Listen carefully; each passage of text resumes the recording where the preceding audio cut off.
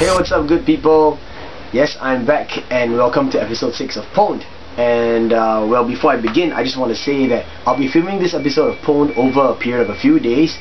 And so yeah, as you can see by now, I'm sunburnt, very sunburnt, in fact, pretty red, and sounding a little underwater. So as the video progresses, hopefully I'll get better, I'll start feeling better. And yeah, that's why. The reason why I'm going to film over a few days is because I actually have quite a lot of stuff that I want to show you. Not really a lot, but I want to go into, in depth into some of the items. And I'll probably make episode PWND 6.5 because something came in the mail last night that took me by surprise, and I thought that I should dedicate a certain part or a certain video, a separate segment on this particular item. What it is, I will tell you in the next part, okay? But anyway, I shall kick things off by telling you about this mod I've done. Yes, I finished another Sawtooth Mod. Please check out this video for my original Sawtooth Mod.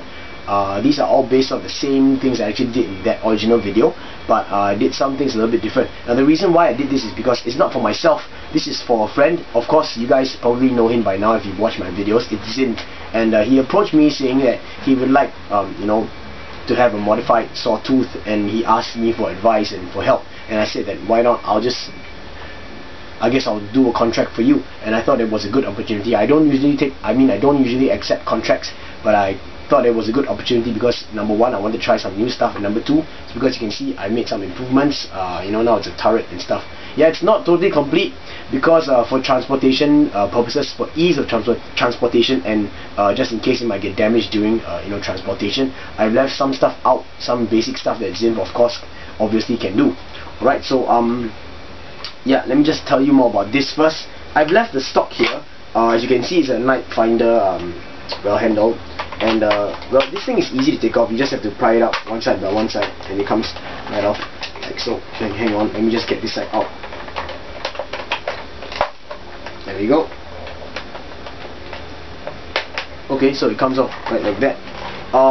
The original one that I made, I actually put the stock on the other way around. I removed this swiveling part, but for Zin wise, I'll just I guess I'll just put it back on to see what he wants to do with it, because it's up to him. I didn't do anything much to the cosmetics of this blaster, and well, I actually changed the priming for the, okay, before I go there, I have an Airtank 2000 tech inside here, and I've hooked it up straight using well, my melted PTG joint, this joint that I actually made originally for the GunCon mod. You can check out this video for the GunCon mod, but yeah, I used the same idea so I could get the maximum space and of course ensure 100% air seal towards the AT2K turret. So the AT2K turret, I've already added craft foam and stuff, so all he has to do is just get some PTG barrel or barrel material of his choice, wrap some E-tape, stuff it in, goop it down, and that's done. It rotates fine, perfectly fine by the way, and yeah, it's a internal hopper system with some homemade internals on the inside, and this original grip over here is now hooked up to the pump to pump air into the Airtank 2000 air tank. And this is actually using the Airtank 2000 pump, so you can pump it up about 8 to 10 times because I've already pumped the pump. So here we go.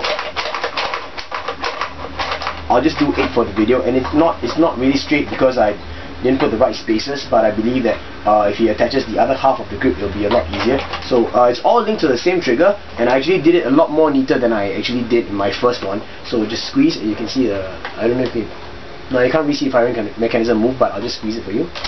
Alright, so you can see that compressed air coming out, so that's fine. And well, it's an internal hopper system, and it's primed by the night finder grip over here. Like so. The draw is not very fantastic, but the spring power is much stronger than my original one. So this, I would consider this as a greater improvement over my original one. So much so that I'm a bit displeased with my old one, and I feel like redoing my old one to include an Airtank 2000 turret or something, because my old one had to just use a coupler, but I'll see if I have time for that. So now on to the firing demo. You just grab your barrel material or your barrel for the hopper, okay, and make sure it goes in nicely. Alright, get your clip area, which is this, put it in like that, and I'll be loading it up with 3 darts, so we'll be firing off 3 times for this firing demo. and I'll be firing off at the usual spot over there. You grab your end cap and stuff it down. Right. So yeah, the reason why the Night Finder priming rod is facing this way is because Zinv is a right-hander, so it's easier for him to use his left hand to pull. It's more comfortable this way rather than to pull on the back that I will be using because I'm a left-handed person. So all 3 darts I'll be firing up over here. Okay, so this thing is in the way right now, but I'll just leave it there just so that you guys can, it's just for fun though. Okay, so first shot. Next shot. Last one. Okay, so all 3 darts out. Everything seems to be fine, and I'm just gonna pump it up 8 times just to show you guys again the firing of the Attack 2000 Airtank. Alright, so everything's all linked up to this trigger, and well, the next thing I want to say about this mod is that I really like the fact that you use that I actually thought of trying to use the original priming bar. The reason why I didn't use the original priming bar for the previous one that I did was because the one half of the orange piece was actually broken and it wouldn't stay in place. But for Zinv, his are both working perfectly fine, and I removed it with a screwdriver very carefully, so once you attach it back, it will not come off unless you try to pry it off slowly with a screwdriver. But the reason, when you actually do that now, it can accommodate the original side piece. Of course, not with the hopper in place, but you can accommodate the side piece over here, like so. And so you can maintain, to a certain extent, the original look of the blaster, as you can see. Now, if he was to use Zinv, if he were to use a shorter, clip area for the hopper, then of course he can actually include this part, so that's not a problem. And this thing still works like a charm on the original side, like so. Yep. So here you guys go. This is another modified Nerf Sawtooth, and this was done as a contract for my friend Zinv. And here's a closer look. So everything is pretty clean. Okay. Yes, the stickers are missing, but I actually have one of the stickers that I will apply some glue on and stick it because it's lost its adhesiveness. Pardon my English. Right, so yeah.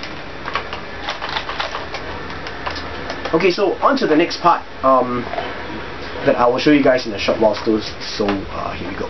Oh yes, I'm so sorry, I forgot about this. I actually took some pictures of the internals, so here you guys go. Those of you interested in checking out, as you can see, the internals, well, I drilled some slots on the inside to accommodate the way I actually extended the priming rod, and also drill some slots so that I could run the hosing of the pump, from the pump to the air tank internally, as opposed to having to drill a hole on the outside. So hopefully this actually gives you guys a better insight on how I actually did both of my Sawtooth mods. Now the internals are roughly the same between this one and the previous one that I did. So yep. Alright, so here comes the next part.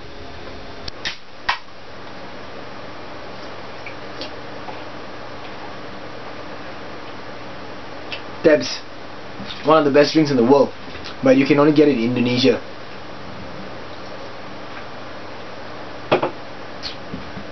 Big shout outs to my boy Ricky and Kokoba crew. Thanks for bringing me so many cans of Tabs. Yeah, I really like it. It's one of my favorite drinks of all time. Okay, so the camera angle is slightly different because I want you guys to take a look at this. What I have over here is what we call an IPSC speed holster, and I actually modified it to be able to hold my Nerf blasters, and specifically for my Nerf lock and load. Right, so as you can see, it's been modified, and this is just the main modification over here. That's all. The functions exactly the same. The functions are exactly the same as a regular IPSC holder. So there's a switch over here that enables this notch to move up and down and lock it in place by pushing down with your thumb, and you lock that notch. So flip it upwards and it's free. So how we actually holster your Nerf blaster, for my lock and load, I match this nozzle over here with this nub over here. Alright, so it goes like that in, and slip it down, lock it in place, and it's secure onto your holster. So in order to take your blaster out, or deholster your blaster, or take your blaster out of the holster, whatever that word is, flip the switch upwards again and just pull it up like so, and it comes right off. Right, so simple. Down, in, lock in place. Take it up, here we go. Okay, So just to give you guys an idea exactly how secure this IPSC or this modified IPSC holster holds onto your blaster or my lock and load. Okay, please pardon the exaggerated hip movement, but this is just to prove to you guys that it's very secure. Ready? Go.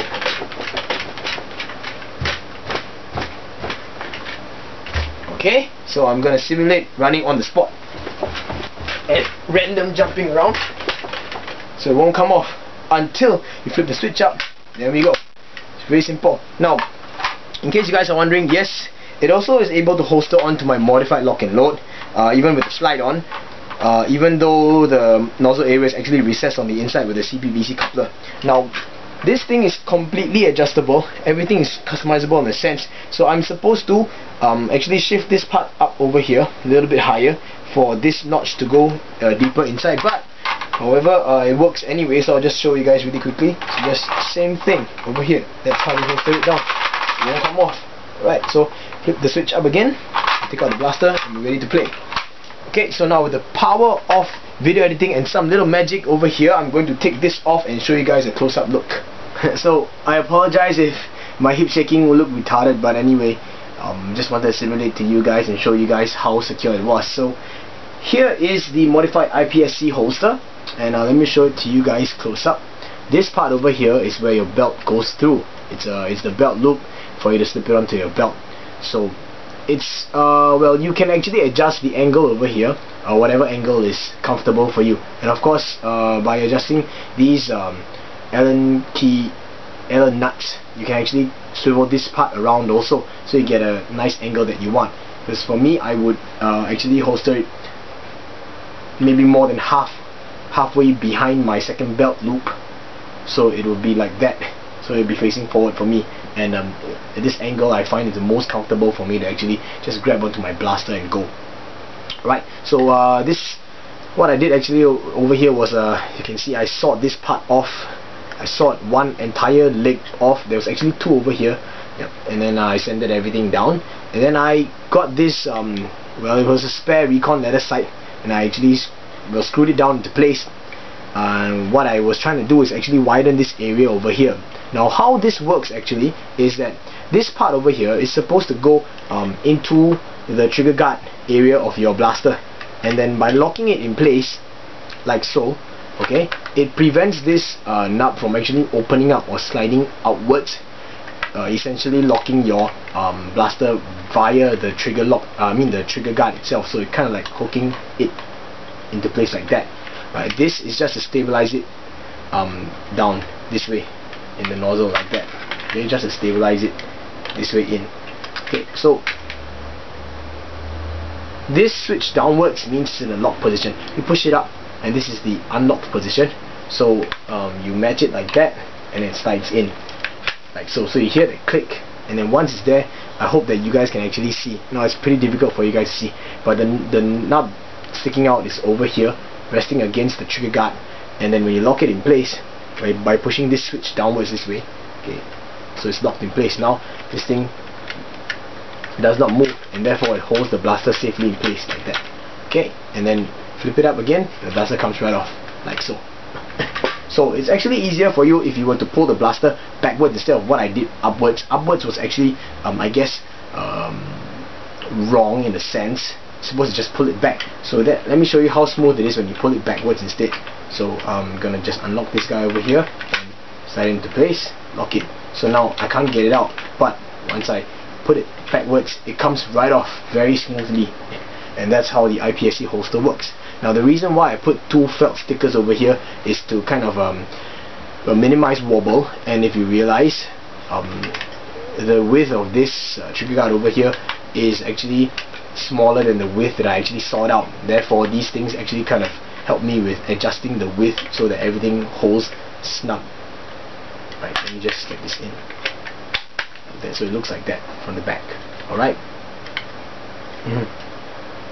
Okay, so yep, it's actually a pretty simple mod, but any one of you out there who are interested in performing this mod to an IPSC holder, a holster, I keep calling it holder, I'm sorry, IPSC holster, word of advice, don't use a Dremel to solve that part. Use a hacksaw, or if you have a scroll saw, use that instead.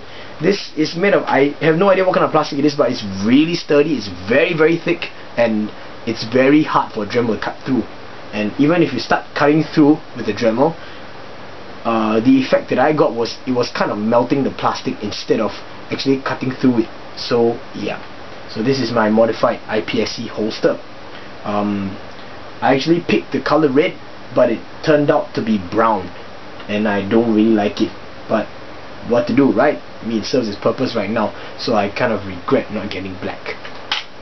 Sorry guys, I forgot that I wanted to mention this. I actually did quite a lot of research before I actually bought the IPSC holster, and I was searching high and low for a left-handed version, but I couldn't seem to find any. So I am led to believe that I think all IPSC speed holsters are only made in the right-handed format. Now, I rarely see left-handed holsters, and that's not very fair because I'm left-handed. So if you're left-handed, you might want to think twice, but for me, I guess I got it for fun, and most of the time though, I have stuff slinged on my left side. I have stuff hanging over here, stuff hanging over here. Yeah. Okay, so anyway, yeah, that's just what I wanted to point out to you guys. Right, so on to the next part of the video. Here we go. Okay, and looky what we have over here. Yep, I finished my modified Tripleshot. Yes, the tinted one, the one I used to the tinted shell. So just wanted you guys to have this update, share with you what I actually done with this thing. Now you notice on the inside the color is pretty funky, and that's because I took the plunger tube, I sprayed it a coat of neon yellow, then I coated it a layer of glow in the dark, then I stuck on a sticker in pink, and you can't really see I guess very clearly unless you know exactly what it means. Alright, I don't know how to read it out, but I do believe that this sticker actually means the spirit of Japan. Now why spirit of Japan? Because I like Japanese people, number one, and as you all know, I took a 1 week hiatus away from making videos, and that was because I was involved with the Big Groove. Now if you guys look hard enough, you can actually find my performance video somewhere on YouTube. But the Big Groove also invites a Wrecking Crew Orchestra, a team from Japan, and from Wrecking Crew Orchestra there's a man called Dominic, and he's my mentor. And when he came down, had a good chat with him, spent some time catching up, and he re-inspired me, and yeah, I guess I feel rejuvenated again. I have a good perspective on things now, slightly different, but it's all a lot clearer.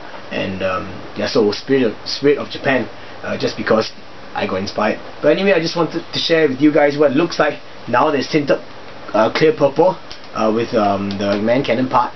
Of course, I got this off Nerfhaven. Sorry, I'm having a bit of a sore throat.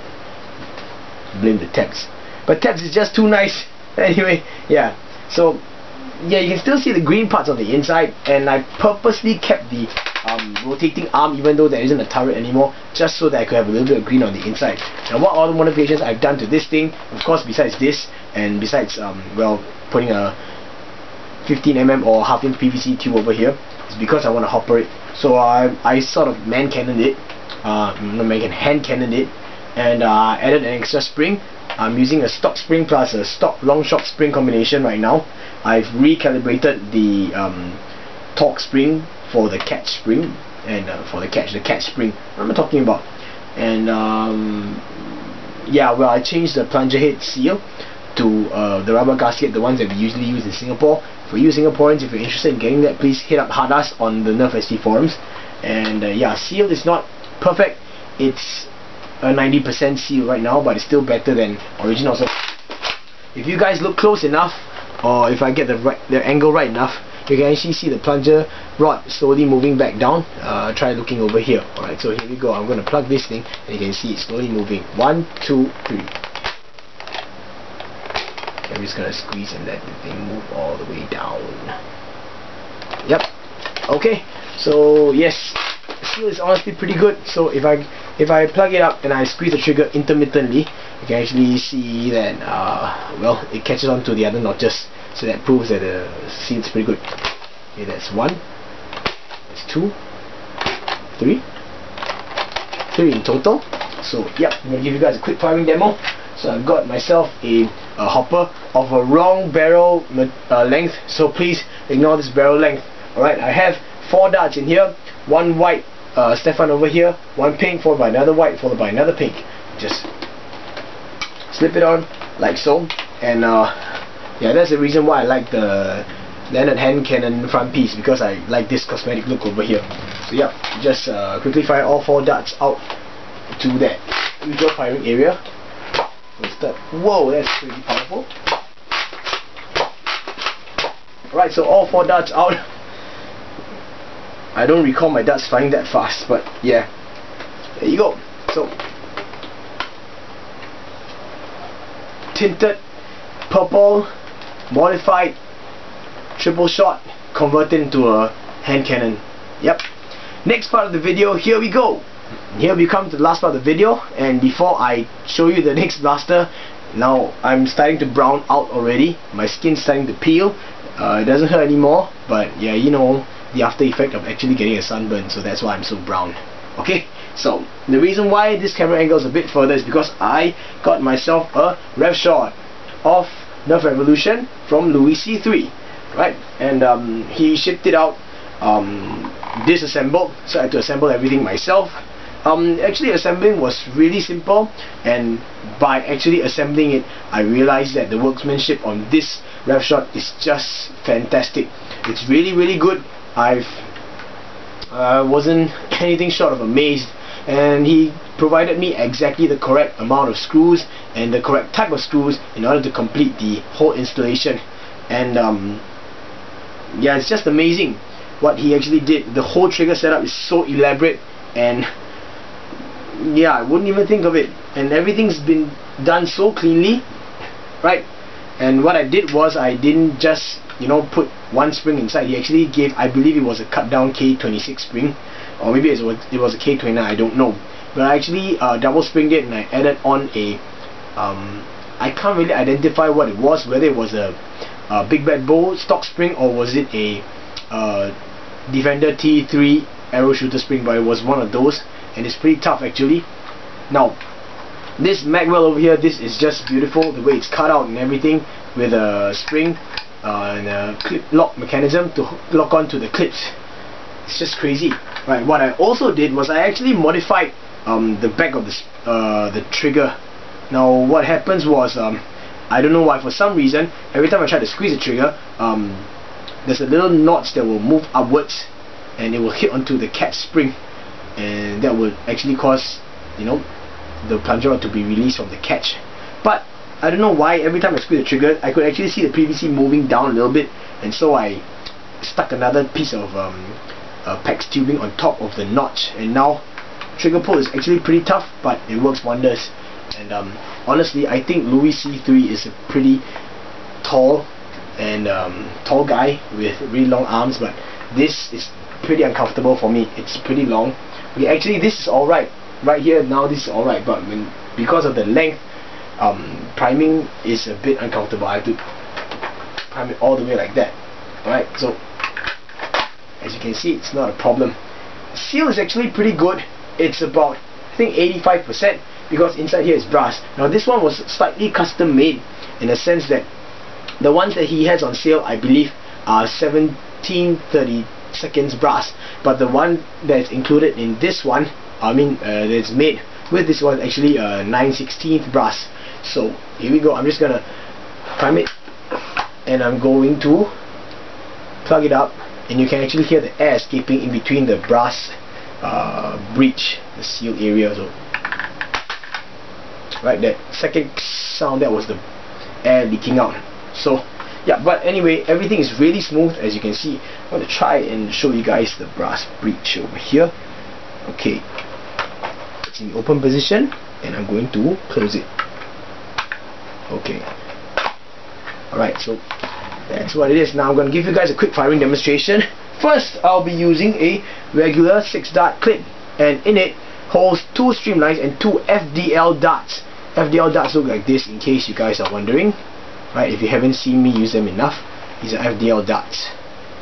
So they work fine with either of these darts, and I've actually tried it with a few other stock kind of darts, micro darts, streamline size darts, and they work perfectly fine.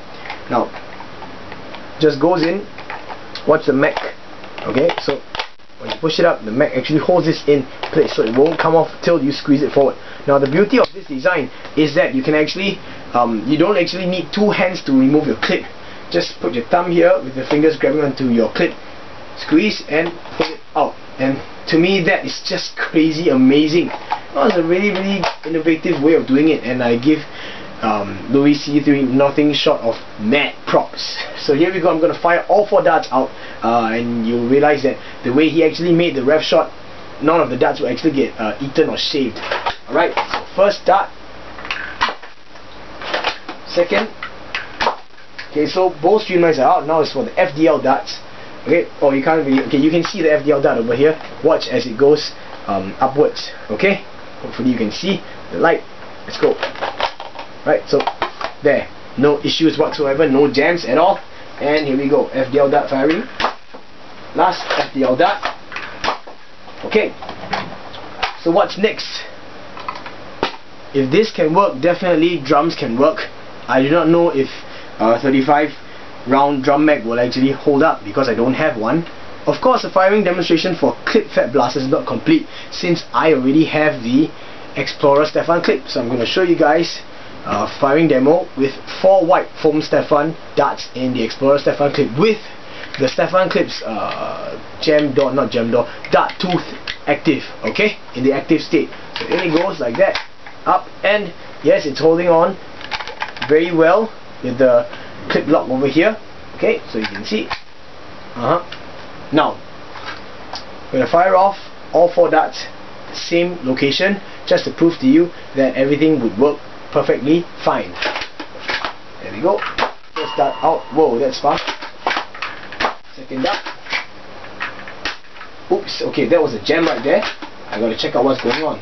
So apparently the dart is inside. Okay, I didn't really fire that one off. I didn't feed it in well, so that's my fault. So that comes right out. And the last dart over here. Okay, all 4 darts out, totally fine, perfectly firing without any jams. Of course, that one was my fault because I didn't load it in properly. Yep, so this is the Revshot. If you guys are interested in getting yourself a Revshot, please go on to NerfRevolution and hit Louis C3 up. This thing is, if I could give it a rating, I would rate it 10 out of 10 for workmanship. Very sturdy. Everything you see here comes with, like, I mean, it comes just exactly like that. Nicely cut out slot over here for the back stock. Screws go right in, so the whole stock is secure in place. Another screw over here. This handle comes ready made. It's very smooth, rounded off wooden handle, very comfortable to grip. Nice long polycarbonate trigger, goes all the way back to the end over here. It features a Delrin, correct me if I'm wrong, but it's a Delrin rod. It might be a nylon rod, but I think it's a Delrin rod. Very nicely constructed magwell, totally secured, machine screws in place with a very beautiful clip release mechanism. It comes with this very beautiful grip that has rivets, or not rivets, grooves to help you out with the grip over here. 2 metal bars. I do not know what this is. I believe it's aluminum. Goes all the way in, and of course, clip fed, homemade, crazy power, very versatile. I've always wanted a Revshot. I've been waiting for a very long time till finally Louis C3 has made a whole bunch of it. So he has quite a few on sale. Now generally what he does is he usually makes in small batches, in small numbers, and he usually puts them up on bid for bidding, but now this time it's actually just on sale. I believe it's 90 USD for a Revshot, and if you guys have 90 to spare, or if you guys are looking for a versatile homemade blaster, I believe that this is the way to go. Clip fed, never goes wrong. I think it's pretty cool, so you don't have to, you know, always load darts into your hoppers and stuff like that, because I already have homemade blasters for hoppers, you know, and I was looking for a clip fed one, and well, this is it. It's like a huge upscaled, very much more powerful version of the Longshot.